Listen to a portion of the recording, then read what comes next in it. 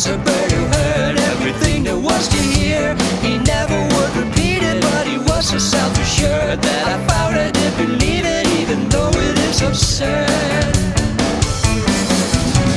I told him of a time I had to yell for help. He cut me short and made it clear he obviously knew everything I had ever spoken, so why would I waste my time telling him again? And then he held his head and said, I wish I had a tortoise who would support us in many ways. I'd like to have a kumquat dropped in my rum shot on Saturdays. And I said, what?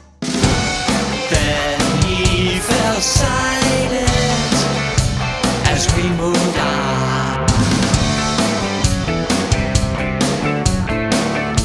I found that Mr. Round never finished any thought.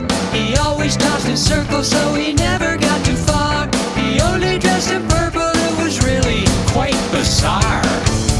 He looked at me and said, nothing is worse than doing nothing. Is worse than doing nothing. Is worse than doing nothing. Is worse than doing nothing. Is worse. Then he broke out of the circle for the first time in his life, scratched his head and said, I wish I had a tortoise who would support us in many ways. I'd like to have a kumquat dropped in my rum shot on Saturdays. And I said,